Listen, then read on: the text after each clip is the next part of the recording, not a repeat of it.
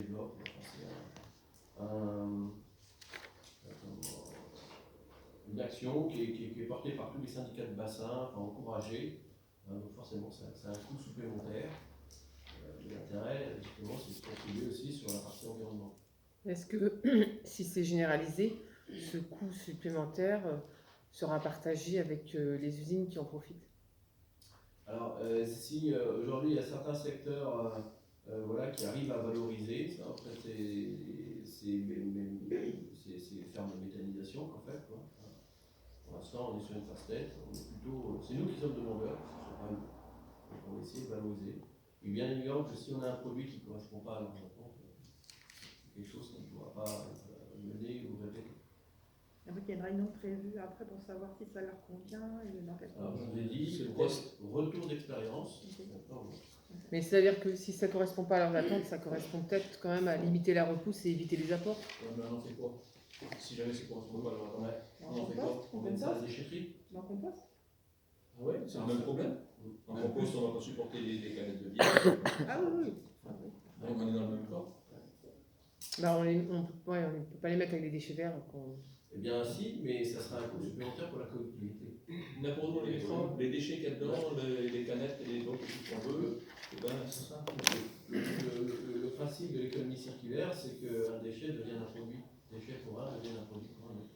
On est un peu dans cette dynamique. Mais ne vous attendez pas à ce qu'on fasse la pousse va se limiter comme ça du jour au lendemain. Ah bah non, c'est clair. Il faudra des années avant que l'aliment, parce qu'aujourd'hui, ce qui reste sur le terrain, alimente la plante. Si on la soif un petit peu, au bout de 3-4 ans, peut-être qu'elle va pousser moins vite, mais pour l'instant. Donc pour l'instant, on ne fait que les bas-côtés. On ne fait pas les pieds de talus après, enfin, au moins les pieds de talus. Non, parce que là, c'est une autre technique. Bien. Ok. Oui, encore des précisions, s'il vous plaît, sur l'aménagement de jardin de la maison Agléo. Oui. Est-ce qu'il y a eu une mise en concurrence? Et si oui, sous quelle forme?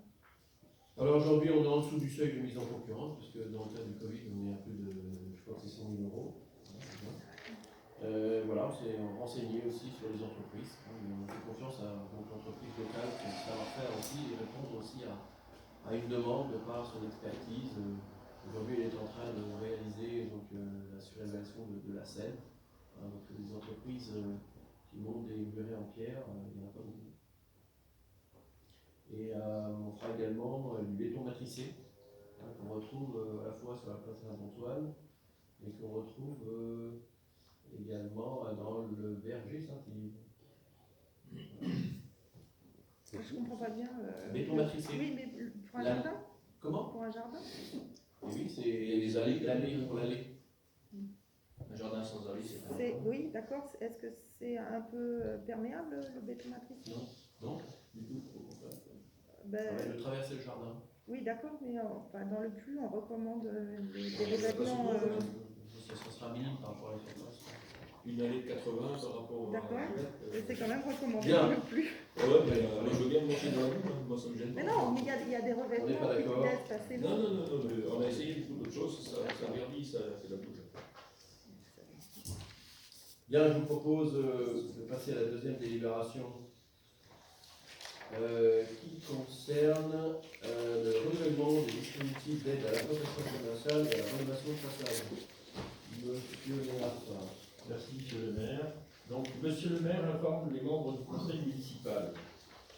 Le dynamisme commercial de la commune étant un enjeu majeur pour sa qualité de vie et son attractivité, la municipalité a engagé en 2016 auprès du cabinet Cible et Stratégie une nouvelle étude venant compléter les précédentes sur le développement commercial de la ville. Elle a permis de mettre en valeur différents enjeux, de proposer des outils opérationnels d'intervention pour les acteurs du commerce et d'engager différentes actions. L'aménagement des entrées de ville notamment par une amélioration de la signalétique. L'aménagement du cœur de ville et l'embellissement, place Saint-Antoine, fleurissement, arrêt de rue, l'enfouissement des réseaux. La réhabilitation de bâtiments communaux, l'ancienne mairie, sa cour intérieure, le musée du Ponant. Le développement du soutien aux animations locales, la taxation sur les friches commerciales. Dans la continuité des conclusions de cette étude, par délibération en date du 3 juillet 2017, la municipalité a instauré une aide à l'implantation commerciale afin de promouvoir le commerce de proximité, de préserver la diversité de l'activité commerciale et d'encourager l'implantation de nouveaux commerces ou la reprise d'activité dans le cœur de ville. La subvention consiste au versement d'une aide mensuelle dégressive correspondant à un pourcentage du loyer. Première année, 30% du montant du loyer mensuel plafonné à 300 €. Et la deuxième année, 15% du montant du loyer mensuel plafonné à 150 €. Ce dispositif a été voté au profit des baux commerciaux signés entre le 3 juillet 2017 et le 30 juin 2020. Il a permis l'installation de nouvelles activités et a largement contribué à réduire la vacance des locaux commerciaux. En concluant et par délibération date du 2 juillet 2018, la municipalité a instauré une aide à la rénovation des façades du cœur de ville afin d'inciter les acteurs du centre-ville, qu'ils soient commerçants ou propriétaires, à rénover leurs façades et à embellir ainsi le cœur historique de la ville. La subvention consiste au versement d'une aide correspondant à un pourcentage des travaux, soit 30% du coût hors taxe des travaux, dont le montant est plafonné à 2 000 €. Ce dispositif expire également le 30 juin 2020. Par une seconde délibération en date du 10 juillet 2020, il a été pris note du succès de ces dispositifs et décidé de leur prorogation pour une nouvelle durée de 2 années, expirant au 30 juin 2022. Depuis la délibération de juillet 2020, la municipalité a relancé auprès du cabinet Lescloux et Associés la réalisation d'une étude sur le développement commercial de la ville afin de faire un bilan des différentes actions conduites depuis la précédente étude de 2016 et de proposer des axes de travail pour les prochaines années. L'étude est en voie d'achèvement et a déjà donné à plusieurs rencontres avec les commerçants et à la tenue d'ateliers thématiques. Dans l'attente des conclusions, il est proposé de procéder à une nouvelle prorogation des 2 dispositifs d'aide à l'implantation commerciale et à la rénovation de façade pour une durée d'1 année, soit jusqu'au 30 juin 2023. À ce jour, ce sont 24 dossiers qui ont été validés depuis 2017 au titre de l'aide à l'implantation commerciale pour un total d'environ 72 000 € d'aide et 5 dossiers au titre de l'aide à la rénovation de façade pour un total de 6 000 € d'aide. Donc, Monsieur le maire propose au conseil municipal du Code général des collectivités territoriales, vu l'avis favorable de la commission économie marché réunie le 24 juin 2022, considérant le renouvellement en cours de l'étude sur le dynamisme commercial, considérant la pertinence des 2 dispositifs d'aide votés les 3 juillet 2017 et 2 juillet 2018 et renouvelés pour 2 années supplémentaires le 10 juillet 2020, considérant l'utilité de leur poursuite jusqu'à l'obtention des conclusions de la nouvelle étude, de renouveler pour une durée d'1 année, du 1er juillet 2022 au 30 juin 2023, les dispositifs d'aide à l'implantation commerciale et à l'aide à la rénovation de façade dans l'ensemble de leurs modalités et périmètres tels que prévus aux délibérations en date du 3 juillet 2017 et en date du 2 juillet 2018. De l'autoriser à prendre tout acte et signer tout document nécessaire à l'exécution de la présente délibération. Merci, monsieur Graff. Aucun dispositif qu'on a mis en place il y a 4 ans, renouvelé il y a 2 ans. Je propose donc de prolonger encore 1 an, et de éventuellement d'adapter en fonction des orientations qui seront amenées par cette étude commerciale. Est-ce qu'il y a des questions? Oui, alors une remarque tout d'abord, on trouve cette aide à l'implantation commerciale particulièrement efficace contre la vacance des locaux commerciaux, donc on y est favorable. Cependant, la compétence de la politique locale du commerce et de soutien aux activités commerciales a été transférée aux intercommunalités par la loi NOTRe. Donc la question c'est, est-ce que la résorption de la vacance commerciale dans les centralités ne devrait pas constituer une compétence communautaire et est-ce qu'on ne devrait pas avoir l'appui de la communauté de communes pour ce genre de dispositif? Alors, c'est une compétence partagée, D'accord? elle n'est pas exclusive. Donc on a parfaitement la possibilité de faire une aide. Vous savez que les communes ne se ressemblent pas. Donc il y a des spécificités d'ailleurs sur Saint-Ronan, ou la Méso, qui regroupe à elle seule, il me semble, quasiment 50% un peu du commerce sur le territoire. Donc il est, je pense, très de bon augure. Et d'ailleurs, ça doit être largement félicité et remercié par tous les commerçants qui ont pu disposer de cette aide. Voilà, de pouvoir continuer. Là où on pourra éventuellement regarder les choses de près, c'est qu'on avait un taux de vacances et la logique qui était à plus de 20%, largement plus de 20%, c'est en plus en fonction des rues. Que là, on est vraiment beaucoup de son but. Par contre, aussi, on peut avoir une aide, ça nous a été souligné pour les porteurs de projets qui s'installent pour la première fois et qui ont aussi besoin d'un petit coup de pouce à l'installation. Oui, en fait, je me pose la question, nous on y est favorable, hein, on est tout à fait d'accord avec vous sur l'analyse, juste de l'inscription, hein, comment ça peut s'inscrire. Les périmètres des blocs communal et intercommunal ont fait l'objet d'une délibération à la CCPI ou pas? Les périmètres. Ben, c'est une compétence partagée. Alors, elle est partagée sur quoi? En fait, chaque entité, chaque institution a sa propre gouvernance et ses propres règles. C'est un processus voilà, pour lequel la CCPI est informée, mais pour lequel le conseil municipal de Saint-Ronan est tout à fait en droit de décider ou pas. Parce que ce que j'ai vu, moi, dans les textes, notamment de la DCF, c'est justement que ça devait faire l'objet d'une délibération et qu'on devait cadrer ce qui était de la compétence communale et ce qui était de la compétence de On va l'intercommunalité. parler tout à l'heure de l'ORT, dans lequel on fait référence à ce CCF aussi, mais ça, il y a des dispositifs d'État aussi, la région aussi a ses propres dispositifs. On aide voilà, par des subventions d'autres entités sur d'autres événements. Je crois que c'est une bonne chose. Voilà. Oui, c'est une bonne chose, on est d'accord, mais c'est juste le cadrage que je demandais. J'étais étonnée de ne pas voir de délibération, d'arrêter. Je trouve le débat, en fait, aujourd'hui, on est tous d'accord pour dire qu'il faut la prolonger. Oui, tout à fait. Bon. Et c'est efficace et ça marche bien.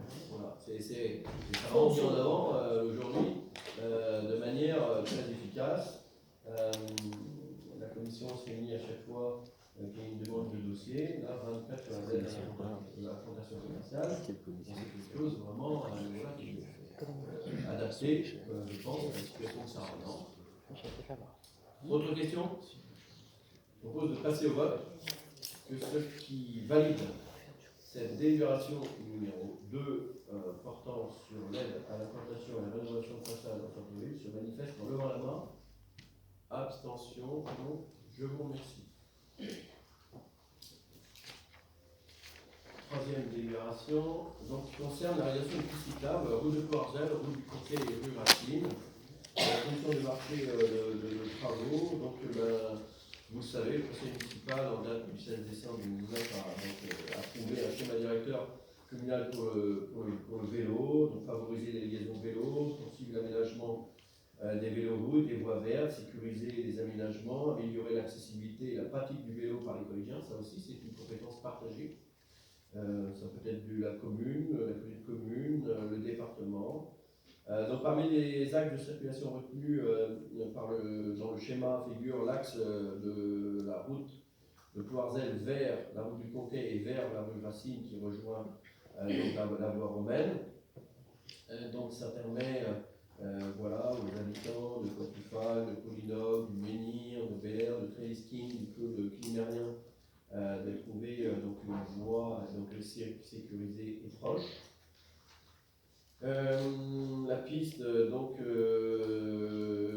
sera réalisée sur un tracé d'1,4 km environ, et une largeur de 2,5 à 3 mètres en fonction des possibilités techniques.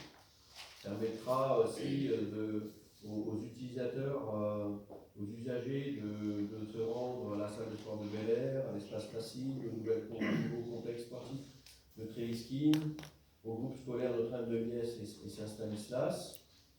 également de relier donc une autre piste cyclable qui va vers donc, le collège Nicolas Chimon Veil. Donc la consultation a eu lieu du 20 avril au 18 mai de cette année, donc publiée sur la plateforme Mégalis. Donc sur la base des résultats de cette analyse, des classements des offres, l'entreprise suivante a été retenue. Donc STPA pour un montant hors taxe de 598 251,75 et un montant PTC à 719 902,10. Juste de préciser aussi que ça peut faire l'objet également d'un financement par la CCPI, suivant donc, ses modalités, et également ça le fait déjà l'objet d'une subvention du conseil départemental dans le cadre du pacte ministère 2030 pour un montant de 20 000 euros. Donc, pour les travaux, je pense qu'ils devraient commencer à l'automne si nous décidons d'attribuer ce marché. Des questions? Oui. Est-ce que pour l'élaboration de ces nouvelles pistes cyclables, est-ce que les recommandations du cabinet AJBD qui intervenait dans le cadre du plan des mobilités simplifiées vont être suivies? En particulier, ils avaient précisé que les zones mixtes piétons-vélos étaient dangereuses pour les piétons. Donc, comment ça va être pris en compte? Tout à fait ça. Non, c'est pas tout à fait ça, Madame Lévy, j'étais à la réunion comme vous. Donc nous allons faire une rénovation complète de la chaussée, voilà, qui va être réduite en largeur, donc quasiment sur tout le linéaire. Nous allons consolider et mettre aux normes le trottoir avec une largeur donc, aux normes de 1,50 m. Donc quand vous venez de la partie Plouarzel pour aller vers la partie Plouzané, le trottoir sera sur la droite. Également sur la gauche de ces trois axes, une piste cyclable, une largeur de 2,50 m à 3 m. Voilà, qui pourrait être également, c'est pas exclusif, les vélos, je le signale parce que parfois on a des questions, il n'est pas obligatoire pour un vélo d'aller sur la piste cyclable. Il n'est pas interdit à un piéton d'aller sur la piste cyclable également aussi aujourd'hui. L'intérêt, c'est de partager cet espace de mobilité. Voilà, les vélos peuvent aller également sur la chaussée. Et le numéro 1 aujourd'hui, je crois qu'il est à venir, c'est les trottinettes. Les trottinettes sont interdites sur les trottoirs et les pistes cyclables, je crois, et électriques. Ouais, les plus dangereux aujourd'hui par rapport au vélo, pour le piéton, c'est la trottinette. Oui. L'intérêt, c'est d'adapter aussi les modalités d'utilisation aussi en fonction de la fréquentation. Je pense que voilà, entre les grandes villes et des espaces plus ruraux comme les nôtres, on peut partager aussi la chaussée. L'intérêt qu'on a beaucoup, et pour lesquels on a un point de désaccord avec ce monsieur, c'est que qui disait que les vélos c'était sur la chaussée, et que nous, la demande des parents d'élèves sont vraiment de sécuriser énormément le déplacement de leurs enfants sur des voies spécifiques. Voilà. C'est un point que je trouve. Donc on aura bien si on fait une piste cyclable, elle sera dédiée en partie au vélo. Et non pas, ce que disait ce monsieur, c'est que c'était de privilégier le partage vélo-voiture que vélo-piéton. Et la demande sur les enfants de 10 ans est tout autre. Et d'ailleurs, donc sur les trottinettes, rappelez également que, bien sûr, l'usage des trottinettes se fait sur la piste cyclable, que l'appartement est électrique, elle nécessite une assurance. Ah oui. Et autre point technique. Autre point technique, quand on passe de la route de Plouarzel pour aller vers la salle Vélaire, à un moment il faut traverser une départementale. Comment ça va être abordé ça au niveau sécurité? Nous n'avons pas de départementale sur le Ah oui, c'est pas des départementales. La route du Conca n'est pas départementale. Non. Okay. Bon, n'empêche. Et les communautaires, il y a de la circulation néanmoins, il faut la traverser. non, elle sera traversée. Les routes, il y a la circulation dessus. Oui, c'est sûr, la nuit ça va. Ouais. Et il y a des traversées prévues à proximité de rond-point. Il y aura un système de feu ou quelque chose? Non, on le fait à d'autres, je crois. Moi, j'ai des questions sur le marché en lui-même. Donc, je vois que dans le rapport d'analyse et d'offres, de l'offre, c'est à 748 621 50, toutes taxes comprises. Et là, je vois que c'est à 719 902. Non, c'est 719. Bah, je sais pas. Là. En fait, dans le rapport, vous avez une deuxième étape. Il y a une première étape où les entreprises ont présenté un premier prix. D'accord. Il y a une seconde étape où les entreprises ont été sollicitées pour Une nouvelle fois sur l'égalisme, oui. baisse. D'accord. Et STPA a fait cette proposition-ci qui leur a permis d'obtenir le meilleur score. D'accord, parce que justement, je voyais qu'ils n'avaient pas forcément le meilleur score. Enfin, ils avaient un score, ils étaient très proches, hein, mais il y avait un tarif sur lequel ils étaient trop bas et que vous aviez demandé à ce qu'il y ait des justifications sur l'enrobé à 160 kg par mètre carré. Je ne vais pas pouvoir Non. répondre sur Non, les d'accord. détails techniques, c'est pas moi qui Non, fais mais les- voilà. Alors après, j'ai juste une autre remarque. La réunion publique sur le marché concernant les pistes cyclables a déjà eu lieu avec la SCPA. Elle faisait partie du marché.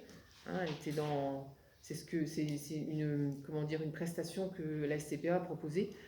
Je m'étonne de voir que la réunion publique a eu lieu alors que le marché n'est pas censé avoir été signé. Alors, sauf erreur, mais STPA, nous avions même proposé une publique. Ah bah c'est dans le RAO. Mais non, c'est avec B3I. D'accord. Ok. Après, s'ils proposent, ils proposent. Parce que c'est marqué dedans hein, qu'il propose une réunion publique. Oui, Donc, ils proposent. comme on voit que la réunion publique a eu lieu sans qu'on soit informé. On a distribué 300 flyers Mm. à tous les riverains. Voilà, ça a été, C'est bizarre, je l'ai pas eu moi. tous les riverains, tous les T'es quartiers, pas par concerné. moi-même, M. Pollock. Je suis concerné par la piste cyclable. Dans tous les quartiers. Hein Bien, on propose de passer au vote de ceux qui valident ce projet de délibération se manifeste en levant la main. Abstention, oui. Pour ou contre? Pour. Pour. Ok. Abstention, contre. Moi, je m'abstiens. Abstention. Quatrième délibération, donc, qui concerne donc l'approbation de l'opération de revitalisation du territoire, ORT, dans le cadre du programme des petites villes de demain. Donc l'État a souhaité que le programme Petites Villes de demain donne aux élus des communes de moins de 20 000 habitants qui exercent des fonctions de centralité, c'est le cas de Saint-Renan, des moyens de concrétiser leur projet de territoire pour conforter leur statut de ville dynamique. Donc, cette démarche s'inscrit directement dans le cadre de contrats territoriaux de relance et de transition écologique. Vous avez peut-être entendu parler du CRTE. Donc, on a candidaté, Saint-Renan a candidaté, et nous avons été retenus comme 1600 autres communes à l'échelle nationale dans le cadre du programme Petite Ville de demain. La convention d'adhésion a été signée le 7 mai 2021, il y a un peu plus d'un an, entre les collectivités et l'État. Donc Saint-Renan, Ploulalmézeau et la petite commune du Pays d'Iroise. Dans un délai, donc ce qui était prévu dans la convention, d'un délai maximum de 18 mois, on y est. Donc il était souhaité l'élaboration d'une convention d'opération de revitalisation du territoire, nommée ORT. Donc les communes de Saint-Renan, Ploulalmézeau et la CCPI ont exprimé leur souhait de candidater à ce dispositif afin de bénéficier des capacités renforcées pour mener à bien une politique globale et de redynamiser les pôles urbains structurants du territoire et de disposer de nouveaux dispositifs donc pour améliorer l'attractivité économique et résidentielle de ces centralités. Donc le renforcement de ces centralités se fait à l'échelle intercommunale. Donc la rédaction de l'ERT résulte d'un travail mené avec la préfecture. Donc il est approuvé par monsieur le sous-préfet, monsieur Jean-Philippe Sedbon. Il y est fait état, et on va le voir tout à l'heure dans la convention, de périmètre dans les deux centralités qui permettront d'appliquer des outils propres à l'ORT afin de proposer une offre de logement attractive, de conforter l'économie, de développer et promouvoir des solutions vers une mobilité durable et valoriser au sein du territoire l'environnement et le patrimoine bâti, ainsi que favoriser l'accès aux services publics. Donc cette feuille de route est rédigée jusqu'en mars 2026. Elle peut connaître des adaptations annuelles pour présenter donc l'avancement sur les territoires. Et il est prévu, si nous le validons ce soir, puisque donc, la convention a été validée en conseil communautaire, donc une signature mardi de la semaine prochaine. Avec notamment M. Jean-Philippe Sedbon, sous-préfet de Finistère, M. André Tarmin, Mme Marguerite Amour et moi-même.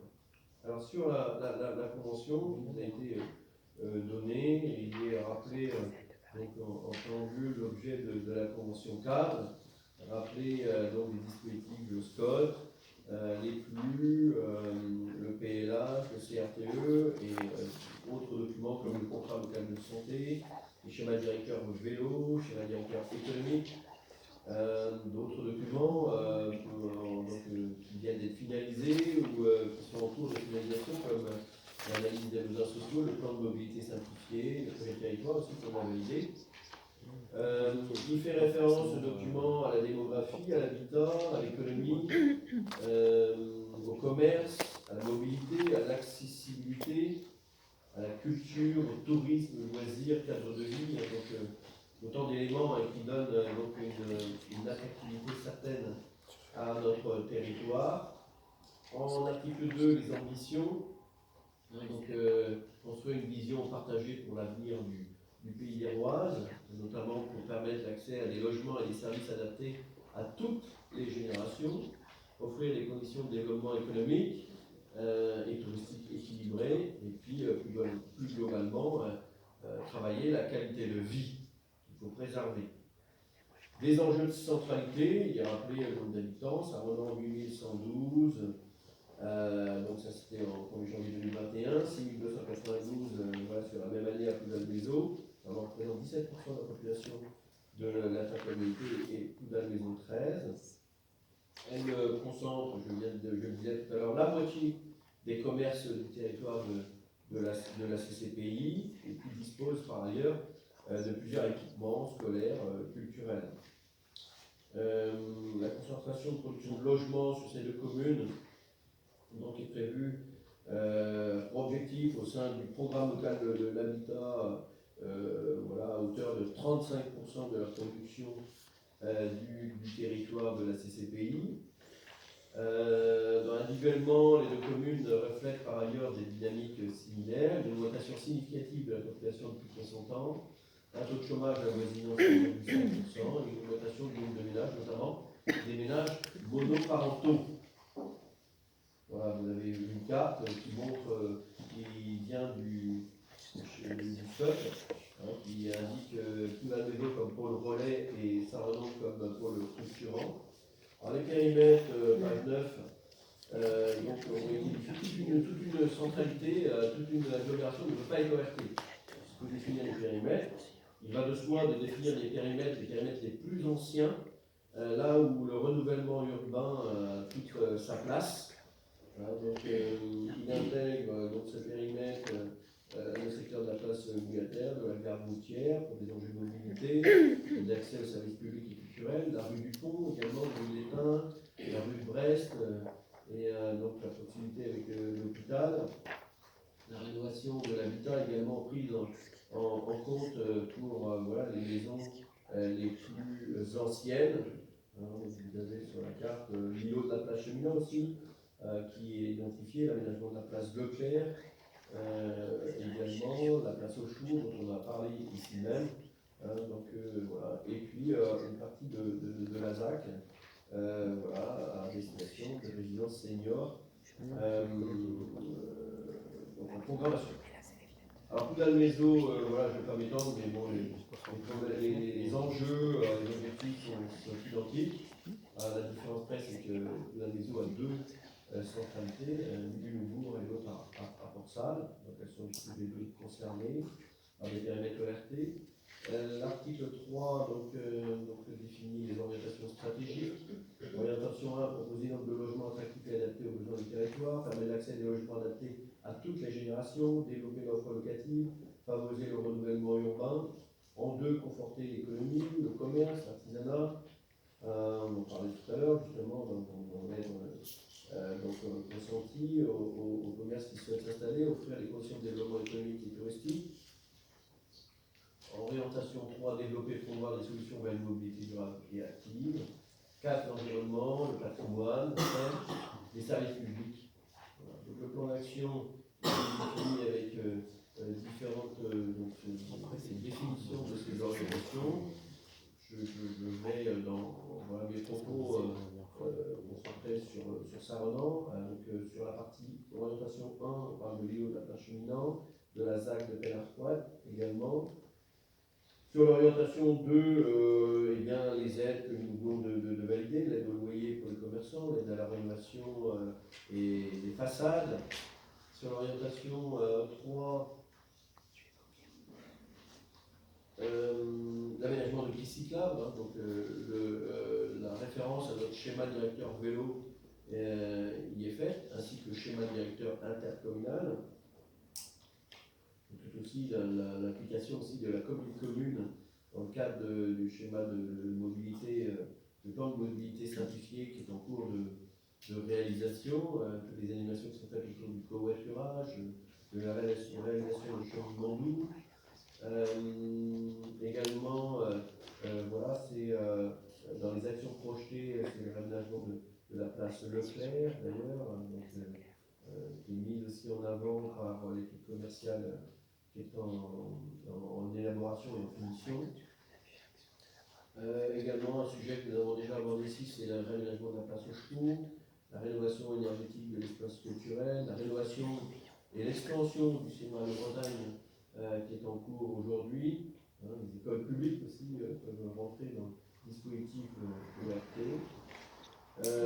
Modalité d'accompagnement d'ingénierie, donc c'est aussi un fléchage un peu des aides des services de l'État vers donc un accompagnement des communes petites villes de demain sur des aspects ingénierie, en y associant bien sûr des institutions d'État comme le CEREMA, l'ADEME, la Banque des Territoires, notamment pour éventuellement des aspects financiers. Ce sont aussi la mobilisation, puisque sont associés aussi les services régionaux et départementaux, notamment aux CLUE, aux agents d'urbanisme également, qui peuvent être associés dans le cadre des développements sur ces périmètres et sur ces deux villes. Voilà un certain nombre d'actions qui est prévu et l'objet de cette délibération, c'est surtout de permettre la mise en place d'une ORT qui permettra aussi d'avoir un document cadre que nous avons entre nos mains pour la réalisation d'actions